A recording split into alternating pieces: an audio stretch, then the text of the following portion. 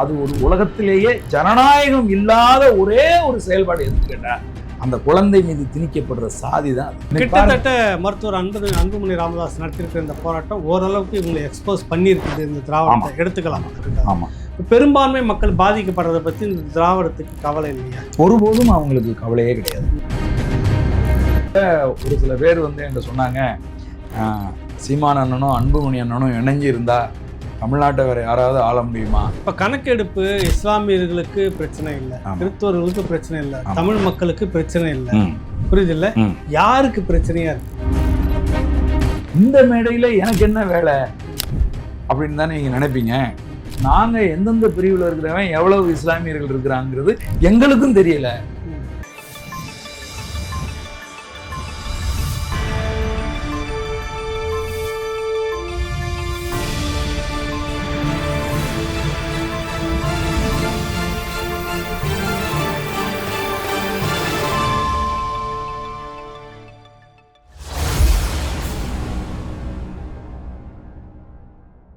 ராவணா பார்வையாளர்கள், தமிழ் உறவுகள் மற்றும் ராவணா நல்ல விரும்பிகளுக்கு வணக்கம்.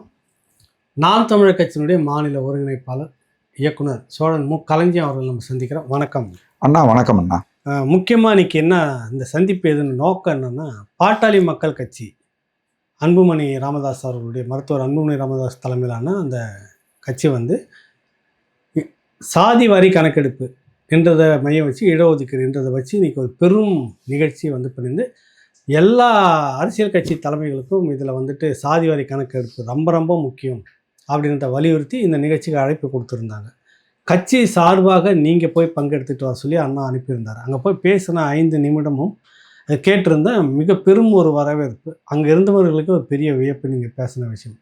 அந்த நோக்கத்தை முதல்ல பேசுகிறோம்.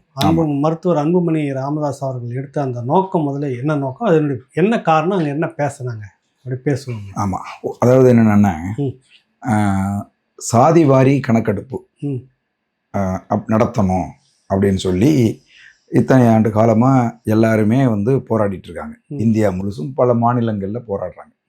ஆனால் தமிழ்நாட்டை பொறுத்தளவில் இடஒதுக்கீடு முன் வச்சு போராட்டம் நடத்துனது பாட்டாளி மக்கள் கட்சி தான். அதில் பார்த்தீங்கன்னா, இப்போ நீங்கள் சாதாரணமாக பார்த்தீங்கன்னா, ஈழத்தமிழர் போராட்டத்தில் பல பேர் நம்ம தமிழ்நாட்டு தமிழர்கள் உயிரை கொடுத்துருக்காங்க. அதே மாதிரி இந்திய எதிர்ப்பு போராட்டத்தில் பல பேர் தங்களுடைய இன்னுயிரை ஈந்திருக்காங்க. அதே மாதிரி சில அரசியல் கட்சி தலைவர்கள் அந்த கட்சிகள் புறக்கணிக்கிற போது, அல்லது அந்த அரசியல் கட்சி தலைவர்களுக்காக பல பேர் தீக்குளிச்சிருக்காங்க, பல பேர் தங்களுடைய இன்னுயிரை ஈந்திருக்காங்க. ஆனால் வரலாற்றில் இடஒதுக்கீட்டுக்காக ஒரு கட்சியினுடைய உறுப்பினர்கள் தங்களுடைய உயிரை கிட்டத்தட்ட 27 பேர் உயிரை கொடுத்துருக்காங்கன்னா அது பாட்டாளி மக்கள் கட்சியினுடைய உறுப்பினர்கள் தான். அந்த வகையில் அவங்க எங்கள் கட்சி நாம் தமிழர் கட்சிக்கு முன்னோடியாக இருக்காங்க. எதில் அப்படின்னு கேட்டிங்கன்னா, சாதிவாரி கணக்கெடுப்பு எடுக்கிறதில்ல, இடஒதுக்கீட்டுக்காக போராடுறதில்ல, இதுல எல்லாம் எங்களுக்கு முன்னோடியாக அவங்க இருக்காங்க. அந்த வகையில் தான் அண்ணன் செந்தமிழன் சீமான் அவர்களை சந்தித்து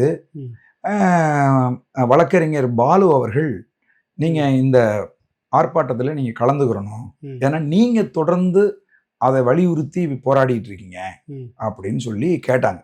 நாம் தமிழர் கட்சி பார்த்தீங்கன்னா, சாதிவாரி கணக்கெடுப்பும் பஞ்சமி நில மீட்பும்னு சொல்லி திருப்போரூரில் ஒரு பேரணி ஆர்ப்பாட்டம் நடத்துச்சு. அதில் ஒரு பெரும் புரட்சிகரமான விஷயம் என்னன்னு கேட்டிங்கன்னா, தமிழ்நாட்டில் இருக்கக்கூடிய அனைத்து சாதிகளையும் அழைச்சு அந்த பஞ்சமி நில மீட்பு சாதிவாரி கணக்கெடுப்பு குறித்து பேச வச்சாங்க. அது இதுவரைக்கும் யாருமே நடத்தல. அப்போ அது எப்படி ரொம்ப முக்கியமானதோ, அதே மாதிரி சமீபத்துல இதுல உளுந்தூர்பேட்டையில இந்த பஞ்சமி நில மீட்புக்காக தொடர்ந்து போராடி கொண்டிருக்கக்கூடிய ஐயா மதிப்புக்குரிய அருங்குணம் நாயகம் அவர்களை அழைச்சு அந்த மேடையில அங்கீகரிச்சு அவரை பேச வச்சு அங்க ஒரு சாதிவாரி கணக்கெடுப்பும் பஞ்சமி நில மீட்பும் சொல்லி ஒரு போராட்டத்தை முன்னெடுத்தாங்க. இதையெல்லாம் கவனிச்சுக்கிட்டு இருந்த பாட்டாளி மக்கள் கட்சி இந்த இதுல நீங்க பங்கெடுக்கணும்னு அவங்க வந்து கேட்குறாங்க. ஆனால் அண்ணனால அதுல கலந்துக்க முடியல. காரணம் அவருக்கு ஆல்ரெடி திட்டமிடப்பட்டிருந்த நிகழ்ச்சிகள்ல அவர் வந்து இருந்ததுனால என்னை அழைத்து நீ போய் பேசிட்டு வா தம்பின்னு அவங்க சொன்னாங்க. அப்ப நான் வந்து பேசுகிற போது நான் இப்ப இதை முன் வச்சு பேசினேன். பாட்டாளி மக்கள் கட்சி என்பது தொடர்ந்து இந்த சாதிவாரி கணக்கெடுப்புக்கு முகம் கொடுத்து தொடர்ந்து நிகழ்ச்சிகளை சந்தித்து உறுதியாக செய்த கட்சி. ஆமா. ஆனா இந்த நிகழ்வுல ஒரு ஒரு ஒரு முக்கியமான ஒரு விடயத்தை நான் கவனிச்சேன். அது என்ன அப்படின்னு கேட்டீங்கன்னா, அங்க பிடித்திருந்த பதாகைகள் எதுலையுமே சாதிவாரி கணக்கெடுப்பு அப்படிங்கிற வார்த்தை இல்லை. அதற்கு பதிலாக சாதிவாரி சர்வே அப்படிங்கிற வார்த்தையை பயன்படுத்தி இருந்தாங்க. சாதிவாரி சர்வே எடுக்காத திமுகவை கண்டிக்கிறோம், சாதிவாரி சர்வே எடுக்காமல் தமிழர்களுக்கு துரோகம் செய்யாதே அப்படின்னு எல்லாம் வந்து போட்டிருந்தாங்க. இதுதான் ரொம்ப சரியான புள்ளிக்கு பாட்டாளி மக்கள் கட்சி இப்பதான் வந்திருக்கு. காரணம் என்ன அப்படின்னு எதை வச்சு சொல்றீங்க எப்படின்னு கேட்டா, சாதிவாரி கணக்கெடுப்பு எடுக்கணும்னு சொல்றதுனாலதான் தமிழ்நாடு அரசு சொல்லுது அது எங்க வேலை இல்லை, அது ஒன்றிய அரசோட வேலைன்னு சொல்லுது. இது தப்பா அப்படின்னு கேட்டீங்கன்னா ரொம்ப சரி. மாநில அரசு, திமுக அரசு, திராவிட மாடல் அரசு சாதிவாரி கணக்கெடுப்பு நாங்கள் எடுக்க முடியாது, அது ஒன்றிய அரசின் வேலை என்று சொல்லுவது மிக சரி. சரி. ஆனா ஏன் அது சரி அப்படின்னு கேட்டீங்கன்னா, இந்திய அரசியலமைப்பு சட்டம் படி, அதாவது பிரிவு 49 படி இந்திய சாதிவாரி கணக்கெடுப்பை எடுக்கிற உரிமை ஒன்றிய அரசுக்கு தான் இருக்கு. ஆனா இப்ப இன்னைக்கு பாட்டாளி மக்கள் கட்சியினுடைய நிகழ்வுல சொல்றாங்கல்ல, அதாவது சாதிவாரி சர்வே அப்படிங்கிறாங்க, அளவீடு, இது கணக்கெடுப்பு. ஆமா, ரெண்டுக்கும் என்ன வித்தியாசம்னா ஒரு சட்டம் ஒண்ணு இருக்கு. அது என்ன, புள்ளி விவர சட்டம் 2008ன்னு ஒரு சட்டம் இருக்கு. அந்த சட்டம் மாநில அரசுகளுக்கு ஒரு தன்னாட்சி அதிகாரத்தை கொடுக்குது. அந்த புள்ளி விவர சட்டம், அந்த சட்டத்தை ஒன்றிய அரசு இயற்றுகிற போது அதனுடைய அந்த ஒரு ஆணையரை நியமிச்சாங்க. அந்த ஆணையர் தமிழ்நாட்டுக்காரர். அவர் பேரு டாக்டர் சி ரங்கராஜன் அவர் பேரு. அவர் வந்து ரிசர்வ் வங்கியினுடைய 19வது ஆளுநர். அதோட மட்டும் இல்ல, ஆந்திராவினுடைய ஆளுநராகவும் அவர் இருந்திருக்காரு. அதோட மட்டும் இல்ல, தமிழ்நாட்டுக்கும் ஒரிசாவுக்கும் ஆளுநர் இல்லாத போது கூடுதல் ஆளுநரா இருந்த ஒரு ஆளு. அவருடைய சொந்த ஊரு அரியலூர். புரியுதுங்களா? அவரு தலைமையில தான் ஒரு ஆணையம் நியமிச்சு புள்ளி விவர திருத்த சட்டம் 2008ன்னு கொண்டு வந்தாங்க. அந்த சட்டத்தின்படி ஒரு ஒரு ஒரு ஒன்றியம் இருக்குன்னு வச்சுங்களேன், ஒரு ஊராட்சி ஒன்றியம் இருக்குன்னா அந்த ஊராட்சி ஒன்றிய தலைவர் இந்த சட்டத்தை பயன்படுத்தி அவர் ஊர்ல புள்ளி விவர கணக்கு எடுக்கலாம். எத்தனை பேர் என் ஊர்ல படிச்சவன் இருக்கான், எத்தனை பேர் படிக்காதவன் இருக்கான், எத்தனை பேர் 50 வயசுக்கு மேல இருக்கான், எத்தனை பேர் என்ன சாதியில இருக்கான்னு எடுக்கலாம். இந்திய அரசியலமைப்பு சட்டம் அதுல தலையிட முடியாது. ஏன்னா இது ஒரு தன்னாட்சி அதிகாரம். அந்த வகையில தான் இப்ப நல்லா புரிஞ்சுக்குங்க. சரி அண்ணே, இல்ல சொல்லிடுறேன், நிதிஷ் எடுத்திருக்கிறார், அதுதாங்க சொல்றேன், அதுதான் அடுத்து அதான் வர்றேன். இப்ப நிதிஷ்குமார் கணக்கு எடுத்தாரு, கர்நாடகாவில எடுத்தாங்க, ராஜஸ்தான்ல எடுத்தாங்க, தெலுங்கானாவில எடுத்தாங்க. அவங்க எல்லாரும் 2008 புள்ளி விவர சட்டப்படி தான் எடுத்தாங்க. நிதிஷ்குமார் வந்து எந்த இடத்துலயுமே சாதிவாரி கணக்கெடுப்பு என்கிற வார்த்தையை பயன்படுத்தவே இல்லை. புள்ளி விவரம் எடுக்கிறேன்னு தான் எடுத்தாரு, சர்வேன்னு தான் எடுத்தாரு. அதனாலதான் அதாவது ஆகஸ்ட் மாசம் 2023ல பாட்னா உயர்நீதிமன்றத்துல எதிர்த்து, இந்த கணக்கெடுப்புக்கு எதிர்த்து வழக்கு போட்ட போது பாட்னா உயர்நீதிமன்றம் அந்த வழக்கை தள்ளுபடி செஞ்சது. இது மாநில அரசின் உரிமை, இதுல நாங்க தலையிட முடியாதுன்னு. உடனே என்ன செஞ்சாங்க, 2023ல உச்ச நீதிமன்றத்துக்கு போனாங்க.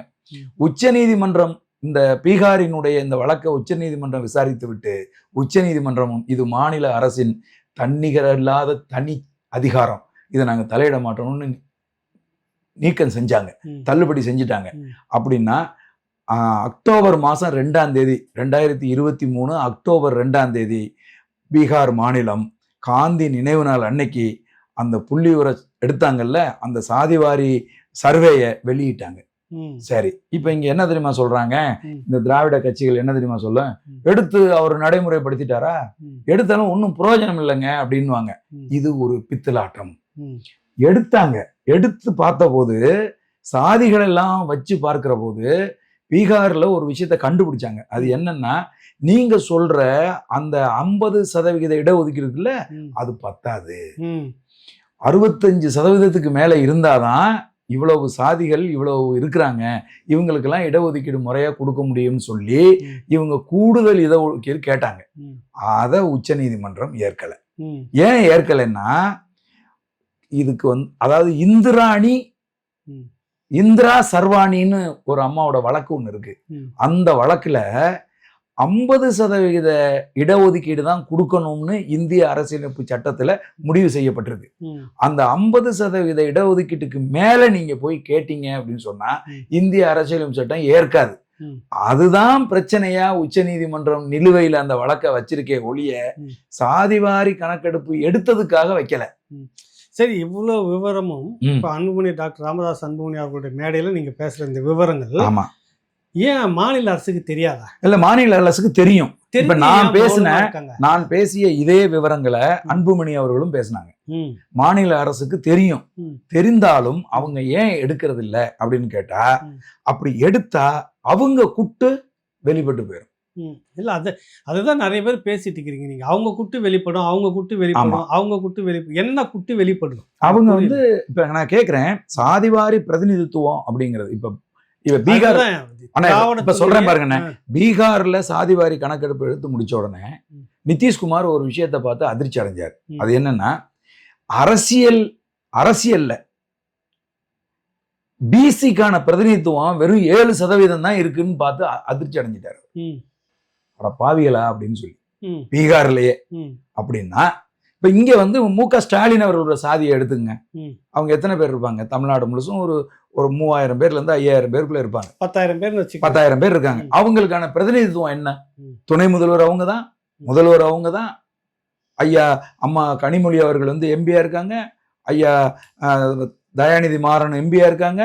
அப்ப இவ்வளவு பிரதிநிதித்துவம் அவங்களுக்கு எப்படி கொடுக்க முடியும்?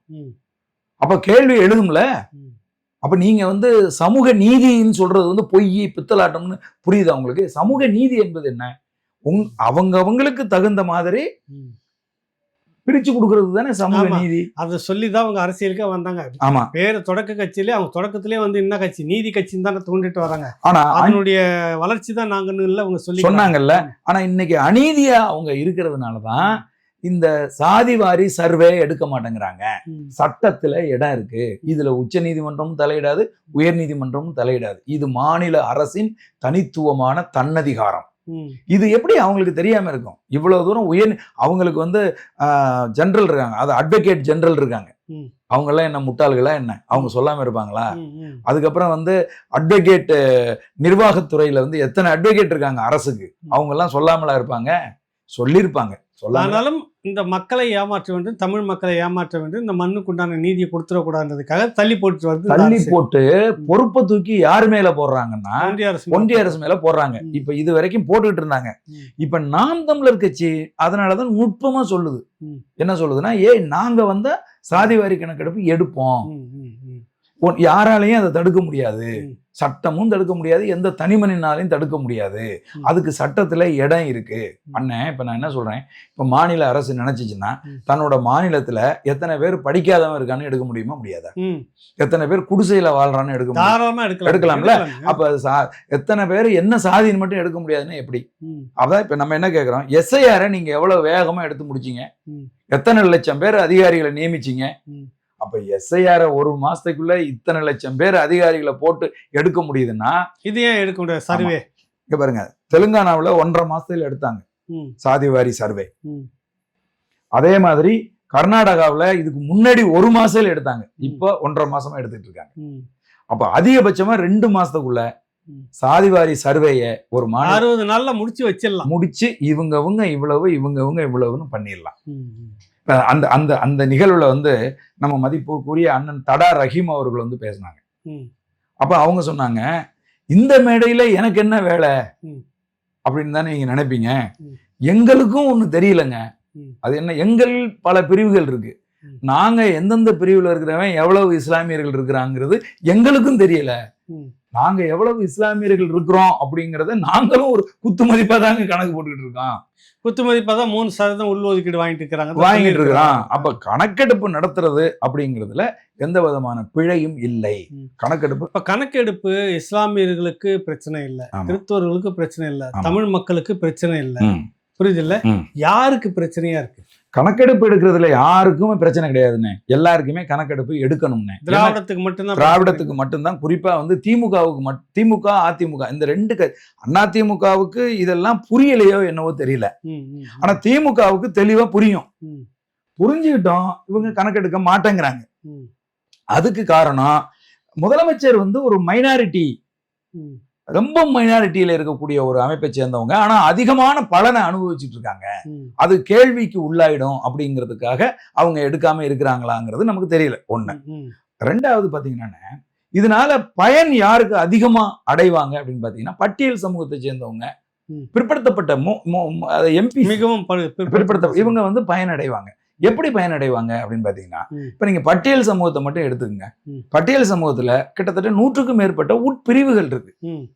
அந்த உட்பிரிவுகளுக்கு நீங்க கொடுக்கிற இடஒதுக்கீடு சலுகைகளை முழுசா போகுதான்னு கேட்டா, யாருக்கெல்லாம் அதிகாரம் சேரல அப்படின்னு ஒரு இருக்கு. யாராருக்கு சேரலன்னு தெரியணுமா இல்லையா? இதத்தான் உச்ச நீதிமன்றம் கேக்குறான். என்ன கேக்குறான்னா, சரிப்பா, நீ வந்து பட்டியல் சமூக மக்கள் இவ்வளவு பேர் இருக்கான்னு நீ கணக்கு எடுத்துட்ட, இதுல யாராரு பயனாளிகள் யாராரு பயனாளி இல்லைங்கிறத எனக்கு சொல்லுங்கிறான். கேட்பாங்க, கட்டாயம் கேட்பாங்க. புரியுதா உங்களுக்கு? அப்ப சில சாதிகளுக்கு இன்னமும் கல்வி அறிவே போய் சேரல. அதாவது பட்டியல் சமூகத்தில் இருக்கிற இன்னொரு விஷயம் வந்து பாத்தீங்கன்னா, இப்ப எம்பிசிலேயே வந்துட்டு பாட்டாளி மக்கள் கட்சி, வன்னியர் மக்கள் அதிக பெரும்பான்மை. ஆமா. அவங்களுக்கான மொத்த இடஒதுக்கீடு இது வரைக்கும் எப்படி போயிட்டு இருந்ததுனாக்கா வந்துருச்சுன்னு நினைப்பாங்க. ஆனா இந்த மக்கள் அதிகம் அனுபவிக்கிறாங்களான்னா இல்லை. இதுல வந்து முன்னேறிய சமூகம்னு இருக்கக்கூடிய எம்பிசிலேயோ பிசிலேயோ முன்னேறிய சமூகம்னு அவங்க தான் அனுபவிச்சுட்டு இருந்தாங்க. ஆமா. அதனாலதான் பாட்டாளி மக்கள் கட்சி என்னது, இந்த வன்னியர் சமூக மக்களுக்கு தனியா வந்து பிரிச்சு கொடுத்துரு எங்களுக்கு அப்படின்னு கேட்டு வாங்க. இன்னைக்கு கூட மதிப்புக்குரிய அன்புமணி ராமதாசன் பேசும்போது லேசா அப்படி தொட்டுட்டு போனார் ஒரு விஷயத்த, அழுத்தி பேசல. அது என்னன்னு கேட்டீங்கன்னா, பட்டியல் சமூக மக்களுக்கு 18% இடஒதுக்கீடுங்கிறீங்க, அதுல 3% தூக்கி அருந்ததியர்களுக்கு கொடுத்துட்டீங்க. சரி, அதை அதோட வெட்டி விட்டீங்களா? இவங்களுக்கு 15பா, பல்லர் பறையருக்கு 15, அருந்ததியருக்கு 3 வெட்டி விட்டீங்களா? இல்ல, அருந்ததியருக்கு இந்த 15லயும் பங்கு இருக்குங்கிறீங்க. 15 பொதுவா வரும்போது அதுலயும் உள்ள வந்துருவாங்க, வருவேங்கிறீங்க. அப்ப இது எப்படி நியாயம்? இது அப்படி தொட்டுட்டு போயிட்டாரு அவர். ஆனா இது நீங்க யோசிச்சு பாருங்களேன். அப்ப இதெல்லாம் சரி செய்யணும்னா சாதிவாரி சர்வே பண்ணணும். நீ கணக்கெடுத்துரு. அருந்ததியர் எவ்வளவு பேர் இருக்காங்க, பறையர்கள் எவ்வளவு பேர் இருக்காங்க, அதுல உட்பிரிவுகள் என்னென்ன இருக்கு, அதுல யாராரு இந்த சலுகைகள் எல்லாம் தொடர்ச்சியா அனுபவிக்கிறாங்க, யாராரு இது வரைக்கும் அனுபவிக்கல, அதே மாதிரி தேவேந்திர குல வேளாளர்ல என்னென்ன உட்பிரிவுகள் இருக்கு, அதுல யாராரு முன்னாடி நின்றுகிட்டு எல்லாத்தையும் என்ஜாய் பண்றா, யாராரு பண்ணல, இது எல்லாத்தையும் சர்வே எடுத்து சமூக நீதிய அப்பதாண்டா வரும். சமூக நீதி உனக்கு கொண்டு வரணும் அப்படின்னு சொன்னா சர்வே, இப்ப நீ 1931 இருக்கிற சர்வேயை வச்சுக்கிட்டு இவனுக்கு 15%, இவனுக்கு 5%, இவனுக்கு 3%. ஆனா இன்னைக்கு 31 அன்னைக்கு வந்து கம்ப்யூட்டர் இருந்துச்சா? இல்ல. அன்னைக்கு வந்து கார் இருந்துச்சா? இல்ல. அன்னைக்கு வந்து முறையா எல்லா கிராமங்களுக்கும் கரண்ட் இருந்துச்சா? இல்ல.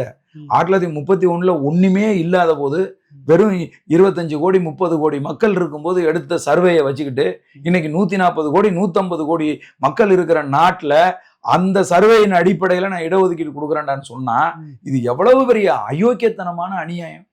இந்த அநியாயத்தை வந்து இந்த சமூகம் எப்படி ஏற்கும்? இதுதான் இன்னைக்கு மருத்துவர் அன்புமணி ராமதாஸ் அவர்கள் சொல்றாரு. இந்த மாதிரி அது எடுத்த கணக்குல வந்து டிவி கூட இல்லையா, எந்த கருவி இல்லாத காலகட்டத்தில் எடுத்து வச்சுட்டு இன்னும் நீங்க இருக்கிறீங்க. ஆமா. இதுல வந்து சொணக்கம் காட்டுவதனுடைய ஒரு நோக்கத்தை நீங்க எக்ஸ்போஸ் பண்ணிட்டீங்க. இவங்க சிறுபான்மையினராக இருந்துகிட்டு அதிக பெரும்பான்மை சலுகையை அனுபவிச்சுட்டு இருக்குது ஒரு குறிப்பிட்ட சமூகம் அப்படின்னு சொல்ல வரீங்க. குறிப்பிட்ட மொழி பேசக்கூடியவர் அப்படின்றதையும் எடுத்துக்கலாம். இது வெளியில தெரிஞ்சதுனாக்கா இத்தனை காலமும் இவங்க அனுபவிச்சுட்டு இருந்த அந்த வசதி வாய்ப்புலாம் குறைஞ்சி போயிடுமோன்னு ஒரு பயம், அதனால எடுக்க மாட்டிருக்காங்க. பெரும்பான்மை மக்கள் பாதிக்கப்படுறதை பத்தி இந்த திராவிடத்துக்கு கவலை இல்லையா? ஒருபோதும் அவங்களுக்கு கவலையே கிடையாது. பெரும்பான்மையா பாதிக்கப்படுறவர்கள் தமிழர்கள் தான் பாதிக்கப்படுறாங்க. இப்ப நீங்க தமிழ்நாடு சட்டமன்றத்தை எடுத்துக்கிட்டீங்கன்னா கூட தமிழர்கள் எத்தனை அமைச்சர்கள் இருக்காங்க, பிற மொழியாளர்கள் எத்தனை பேர் இருக்காங்க? நீங்க யோசிச்சு பாருங்க. ம், ம், அப்போ மெஜாரிட்டியா பிறமொழியாளர்கள் தான் அங்க வந்து இருக்காங்க. அப்போ ம், அவங்க தமிழர்கள் பாதிக்கப்படுறதை பத்தி அவங்களுக்கு கவலை கிடையாது. ம், பிறமொழியாளர்கள் தான் அதிகம் எம்எல்ஏவா இருக்காங்க, ம், பிறமொழியாளர்கள் தான் எம்பியா இருக்காங்க, ம், பிறமொழியாளர்கள் தான் ஆட்சி அதிகாரத்தை ம், ஆஹ், பயன்படுத்துகிறவர்களா அவங்க தான் இருக்காங்க. ம், அதனால பெரும்பாலும் இங்க வந்து தமிழர்கள் பாதிக்கப்படுறதை பத்தி அவர்களுக்கு எந்த கவலையும் கிடையாது. ம், ம், ஆமா, தங்கள் மொழி பேசுகிற அந்த சிறுபான்மை மக்களாக இருக்கக்கூடிய பிறமொழியாளர்களை ம், நம்ம சந்தோஷமா வச்சுக்கிட்டோமா, அவங்க பொருளாதார ரீதியா அவங்க எழுந்து நிக்கிறாங்களா ம், அப்படிங்கிறது மட்டும்தான் அவர்களுடைய கவலையை ஒழிய, ம். அவர்களுக்கு இங்க இருக்கக்கூடிய பெரும்பான்மை சமூகமா இருக்கிற தமிழ் சமூகம் மேலும் மேலும் அவங்க பாதிக்கப்பட்டுக்கிட்டே இருக்காங்க. எந்த ஒரு சலுகையும் அவர்கள் வரைக்கும் போக மாட்டேங்குது. ராஜீவ்காந்தி கல்வி நிலையங்கள் முழுக்க அவங்க கிட்ட ஆமா பெரும்பான்மை இருக்குது. ஆமா தொழில் துறை முழுக்க முழுக்க அவங்கள்ட்ட இருக்கு. நல்ல அரசியல் பெரும்பான்மை அவங்கள்ட்ட அவங்க இருக்கு. கிட்ட இருக்குது. ஆமா அரசியல்ல பெரும்பகுதி அவங்க கிட்ட ஆமா இருக்குது. ஆனா பெரும்பகுதி மக்கள் ரோட்ல நிக்கிறாங்க. ஆமா அந்த இதுக்கு ரோட்ல தீர்வு தான் அந்த கணக்கெடுப்பு. ஆமா அந்த ரோட்ல நிக்கிற மக்கள் யாரு அப்படின்னு பாத்தீங்க அப்படின்னு சொன்னா ம், அவர்கள் தூய தமிழர்களா இருக்காங்க. ம், அப்ப எத்தனை பேர், இப்ப நான் சும்மா சாதாரணமா நீங்க யோசிச்சு பாருங்க, ம். தெலுங்கு பேசுகிற மக்கள் ம். எவ்வளவு பேர் இருக்காங்க, மலையாளம் பேசுகிற மக்கள் தமிழ்நாட்டுல எவ்வளவு பேர் இருக்காங்க, ம். கன்னடம் பேசுகிற மக்கள் எவ்வளவு பேர் இருக்காங்க. நீங்க சாதி பார்த்து தானே வந்து அரசியல்ல எல்லாத்தையும் வேட்பாளரை நிறுத்துறீங்க, நிறுத்துறீங்க, மாவட்ட செயலாளர் போடுறீங்க, சாதி பார்த்து தானே எல்லாமே செய்றீங்க அப்படின்னு சொன்னா இந்த சாதிவாரி சர்வே எடுக்கிறதுல உங்களுக்கு என்ன பிரச்சனை? அப்ப தமிழர்கள் பாதிக்கப்படுறாங்க, இதனால பல ஆண்டுகளா பாதிக்கப்படுறாங்கிறத பத்தி உங்களுக்கு ஏன் வந்து கவலை இல்லை? அதுதான் இப்ப எங்க கேள்வி. ராஜீவ்காந்தி பிரதமரா இருக்கும்போது சொன்னாரு, டெல்லியிலிருந்து புறப்படுற ஒரு யானை, அதாவது ஒரு திட்டம், டெல்லியிலிருந்து ஒரு யானை புறப்படுது, ஒரு திட்டம் புறப்படுது அப்படின்னா கடைசி இந்தியன்ட்ட போகும்போது அந்த யானையோட வால்ல இருக்கிற முடிதான் போய் சேருது, நடுவுல எல்லாம் பிடிச்சி பிடிச்சி சாப்பிட்டுறாங்கன்னு. அந்த நடுவுல பிடிச்சி பிடிச்சி சாப்பிட்றாங்கல்ல, அவங்க யாரும் ஏழை எளிய மக்கள் கிடையாது. எல்லாரும் இதுவரைக்கும் சுகபோகங்களை யாரு அனுபவித்துக் கொண்டிருக்கிறார்களோ, சட்டத்தை யாரு பயன்படுத்தி வாழ்ந்து கொண்டிருக்கிறார்களோ அவர்களாகவே அனுபவிக்கிறாங்க, பயன்படுத்துறாங்க. இதுதான் வந்து இதுல இருக்கக்கூடிய உண்மை. அதை உறுதிப்படுத்தணும் அப்படிங்கிறதுக்காகத்தான் இந்த சாதிவாரி சர்வேயை இவங்க எடுக்க மாட்டேங்கிறாங்க. சட்டம் உங்களுக்கு பிரிவிலேஜ் கொடுத்துருக்குங்க, அதுவும் தமிழ்நாட்டுக்காரர் வந்து உருவாக்குன ஆணையங்க. அந்த ஆணையம் ஆணையம் ஒரு தனி சட்டத்தை கொடுத்துருக்குது. அதெல்லாம் தெரியாத அந்த அரசு ஐயா ஸ்டாலினுக்கு தெரியாதா? அதை தான் நான் சொல்றேன்னே, தெரியாம இருக்காது. காரணம் என்னன்னா, சட்டத்துறை தலைவர் நீதிபதி இருக்காங்க இல்லையா, சட்டத்துறை வந்து ஒரு பெரிய இன்ஃப்ராஸ்ட்ரக்சர். அதுல இருக்கக்கூடிய அதிகாரிகள் எல்லோருமே மக்களுடைய வரிப்பணத்தை சம்பளமா வாங்கிட்டு தானே அவங்க இருக்காங்க. அப்ப அவங்க சொல்ல மாட்டாங்களா? அரசுக்கு எடுத்து சொல்ல மாட்டாங்களா? சொல்லுவாங்கல்ல.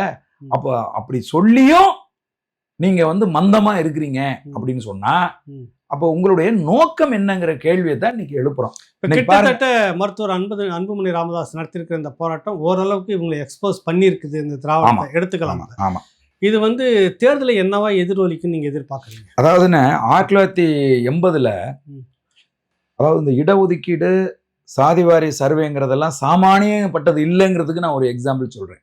1980 எம்ஜிஆர் என்ன பண்ணாரு, பிற்படுத்தப்பட்ட மக்களுக்கு பொருளாதார வரைய வச்சார். பொருளாதாரத்தில் இப்படி இருக்கிறவங்களுக்கு எல்லாம் இடஒதுக்கீடு இல்லை, இவ்வளவு இருக்கணும் அப்பதான் இடஒதுக்கீடு அப்படிங்கிறதெல்லாம் வந்து ஒரு பொருளாதார வரம்பை வந்து வச்சார். அப்ப நடந்த நாடாளுமன்ற தேர்தல்ல புரட்சி தலைவர் எம்ஜிஆர், யாராலும் வீழ்த்த முடியாது என்று நம்பப்பட்ட எம்ஜிஆர் 38 இடத்துல தோத்து போனார். இந்த வரலாறு உங்களுக்கு நல்லா தெரியும். அப்படின்னா அதுக்கப்புறம் தான் அவர் என்ன செஞ்சாரு, 31% இருந்த பிற்படுத்தப்பட்ட மக்களுடைய இடஒதுக்கீட்டை 50% மாத்தினார். அப்ப இந்த இடஒதுக்கீடுங்கிறது சாதிவாரி சர்வே எடுக்கிறதெல்லாம் வந்து திமுக சாதாரணமா நினைச்சுக்கிட்டு இருக்கு. இது உங்களை அடிச்சு துவைச்சு தூக்கி போட்டுச்சுன்னா எங்க கொண்டு போடும்னு உங்களுக்கு தெரியாது. 2026 தேர்தல் அது எதிரொலிக்கின்றீங்க. 100% இதை ரிஃப்ளெக்ட் பண்ணும். 100% ரிஃப்ளெக்ட் பண்ணும். நீங்க ஏமாத்துறீங்க. சாதிவாரி சர்வே எடுத்து இந்த மக்களை, அது அன்புமணி ராமதாஸ் அவர்கள் பேசும்போது நல்லா பேசினாங்க, அது எங்க அண்ணன் சீமான் அவர்கள் முன் வச்சது மாதிரி தான் அவங்க பேசினாங்க. இது நாங்க எங்க சாதிகாரங்களுக்காக இந்த போராட்டத்தை நாங்க நடத்தல, தமிழகத்தில் இருக்கக்கூடிய அனைத்து தமிழ் சாதிக்கும் நாங்க வந்து இந்த போராட்டத்தை, இது வந்து நாம் தமிழர் கட்சி முன்வைக்கிற கருத்து. அண்ணன் செந்தமிழன் சீமான் அவர்கள் ஒவ்வொரு மேடையிலையும் முன்வைக்கிற கருத்து. புரியுதுங்களா சொல்றது? அதிலும் குறிப்பாக எங்கள் அண்ணன் செந்தமிழன் சீமான் வந்து பட்டியல் சமூக மக்களை நீ வந்து சமநிலை, நீ இடஒதுக்கீட்டின் மூலமா அவர்களை சமநிலைக்கு நீ கொண்டுகிட்டு வரணும் அப்படின்னு சொன்னா, இங்க எவ்வளவு பேர் இருக்காங்கிறது தெரியாம நீ வந்து இடஒதுக்கீட்டை கொடுத்தா எப்படி? நாங்க கம்மியா இருக்கிறோம்னா எங்களுக்கு குறைச்சே கொடு.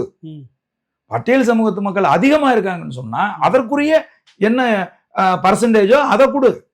நீ சும்மா 1931 இங்க எவ்வளவு பேர் இருந்தான்னு சொல்லிட்டு அதையே நீ பேசிக்கிட்டு இருந்தேன்னா என்ன அர்த்தம்? அதைத்தான் இன்னைக்கு அன்புமணி ராமதாஸ் அவர்களும் முன் வச்சு பேசினாங்க.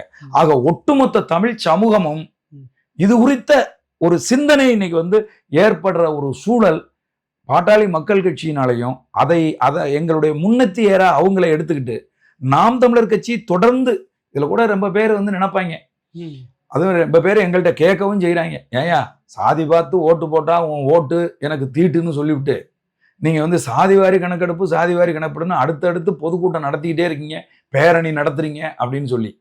நாங்க சாதி பார்த்து போடுற தீட்டு ஓட்டு எங்களுக்கு தீட்டு தான், அதுல எந்த மாற்றுக்கிறதும் கிடையாது. ஆனா சமூக நீதியை நிலைநாட்டணும்னா இங்க சாதி உணர்வுங்கிறது ஒவ்வொரு மனிதனுடைய மூளைக்குள்ளும் ஒவ்வொரு மனிதனுக்குள்ளும் ரொம்ப ஆழமா இருக்குது. இந்த அரசியல் கட்சிகள் இருக்கிற வரைக்கும் அது இருந்துகிட்டு இருக்கு. ஒரு குழந்தை தாயின் வயிற்றில் ஒரு செல்ல அவதரிக்கிற போதே அந்த குழந்தை மீது பெயர் எழுதப்படுது. அது ஒரு உலகத்திலேயே ஜனநாயகம் இல்லாத ஒரே ஒரு செயல்பாடு எதுன்னு கேட்டா அந்த குழந்தை மீது திணிக்கப்படுற சாதி தான் அது. அந்த குழந்தை நல்லவனா கெட்டவனா, படிப்பானா படிக்க மாட்டானா, அறிவும் ஆற்றலும் மிக்கவனா இல்லையான்னு எதுவுமே தெரியாம அந்த குழந்தை மேல கொண்ட திணிக்கிறீங்க பார்த்தீங்களா சாதி. அதுதான் மிக மோசமான ஒரு செயல்பாடு உலகத்திலேயே. அந்த செயல்பாடு இருக்கத்தான் செய்யுது, அதெல்லாம் இல்லாமலாம் இல்லை. அதை ஒழிக்கணும் அப்படின்னு சொன்னா சமூக நீதியை வந்து நிலைநிறுத்தணும். சமூக நீதியை நிலைநிறுத்தணும் அப்படின்னு சொன்னா இந்த கணக்கெடுப்பு நடத்தி ஆகும். அதுதான். இப்ப இறுதியா வந்து மேடையில் அவர் மருத்துவர் அன்புமணி ராமதாஸ் அவர்களும் உங்களை எப்படி அணுகினார்? முதல் சந்திப்பு. ஆமா, அண்ணன் அன்புமணி ராமதாஸ் அவர்கள், நான் வந்து அண்ணன் சீமான் அவர்களினுடைய பிரதிநிதியா போயிருக்கேன் அப்படிங்கிறதுனால வந்து அவர் வந்து நான் பேசிவிட்டு வந்தபோது என் கைகளை இருக்க பற்றினாரு. அவரை அண்ணன் சீமான் அவர்களை கேட்டேன்னு சொல்லுங்க, ரொம்ப நல்லா பேசுனீங்க, ரொம்ப அருமையான கருத்துக்களை முன் வச்சிங்க அப்படின்னு சொன்னாரு. கிட்டத்தட்ட ஒரு 5க்கும் மேற்பட்ட தடவை அந்த மேடையில் நான் இருக்கிற போது திரும்ப திரும்ப வந்து என்கிட்ட குனிஞ்சு சீமான் அவர்களை நான் ரொம்ப கேட்டேன்னு சொல்லுங்க, அவர் வருவார்னு தான் நான் எதிர்பார்த்தேன் அப்படின்னு மாதிரி வந்து சொன்னாங்க. அதுக்கப்புறம் வந்து எனக்கு வந்து நாம் தமிழர் கட்சிக்கு அண்ணன் செந்தமிழன் சீமான் அவர்களுக்கு பாட்டாளி மக்கள் கட்சி எந்த அளவுக்கு ஒரு முக்கியத்துவம் கொடுக்குது அப்படிங்கிறத, என்னை அவர்கள் அமர வைத்திருந்த இடம், என்னை அவர்கள் பேச அந்த வரிசைப்படி என்னை பேச அழைத்த இடம், இது எல்லாமே வந்து அண்ணன் சீமான் அவர்கள் மீது அண்ணன் அன்புமணி அவர்கள் பாட்டாளி மக்கள் கட்சி எந்த அளவுக்கு மரியாதை வைத்திருக்கு என்பதை என்னால் வந்து புரிந்து கொள்ள முடிந்தது. பாட்டாளி சொந்தங்களுக்கும் சரி, அன்புமணி ராமதாஸ் சந்திப்பார். ஆமா, எனக்கு அதை விட ரொம்ப முக்கியமான நிகழ்ச்சியானது என்னன்னா, நான் பேசிவிட்டு மேடையிலிருந்து இறங்குற போது இந்த பாட்டாளி சொந்தங்கள், அதுவும் இளம் பிள்ளைகள் தம்பிகள் எல்லாம் ஓடி வந்து தொடர்ச்சியா வந்து என்கிட்ட வந்து போட்டோ எடுத்துக்கிட்டாங்க. ரொம்ப நல்லா இருக்கு. ஆமா, அதை விட ஒரு சில பேர் வந்து என்கிட்ட சொன்னாங்க, சீமான் அண்ணனும் அன்புமணி அண்ணனும் இணைஞ்சு இருந்தா தமிழ்நாட்டை வேற யாராவது ஆள முடியுமா, சொல்லுங்க அண்ணன்கிட்ட. இல்ல, காலம் மாறும், ஒரு இடத்துல ஒரு காலம் மாறித்தானே. ஆமா, அப்ப தம்பி வந்து கூட இருந்த தம்பி முத்துப்பாண்டி வந்து சொன்னாங்க, ஏங்க நீங்க போய் பாஜகவோட இருந்துகிட்டு எங்களை வந்து கூப்பிட்டா நாங்க எப்படிங்க வருவோம்? அவர் துணுக்கா கேட்டுவாரு. ஆமா அப்படின்னு அவர் கேட்டாரு. கேட்டுட்டு அவர் அண்ணன் சொன்னாரு, இந்த 2026 விட்டுருங்க, அதுக்கு அடுத்து தமிழ் சாதிகள் அனைத்தும் ஒருங்கா இறைஞ்சுதான் நிற்கும், அப்படி ஒரு நிலைமை தமிழ்நாட்டில் உருவாகும் வேகமா அப்படின்னு அண்ணன் தம்பி முத்துப்பாண்டி வந்து சொன்னாங்க. அதனால இந்த நிகழ்வு என்பது அந்த எங்களுக்கு முன்னோடியா இருக்கிற பாட்டாளி மக்கள் கட்சி இந்த சாதிவாரி கணக்கெடுப்புலையும் சமூக நீதியை நிலைநாட்டணுங்கிறதுலையும் எங்களுக்கு முன்னோடியா இருக்கிறதுனால அந்த நிகழ்வில் பங்கேற்றது எங்களுக்கு ஒரு பெரிய மகிழ்வை உருவாக்கி சொன்னேன். ரொம்ப நன்றி. நிறைய தகவல்களை புதுசாக அதில் பதிவு செய்திருக்கீங்க. நன்றி, வணக்கம். ரொம்ப மகிழ்ச்சி அண்ணா, நன்றி, வணக்கம். என்னுடைய நிறுவனமான S health care solution multi speciality physiotherapy clinic, Shanti colony, Anna Nagar, சென்னையில் 15 வருடங்களுக்கு மேலாக இயங்கி கொண்டு வருது. சென்னையில் பல பகுதியில் எங்களுடைய பிரான்ச்சஸ் இருக்குது.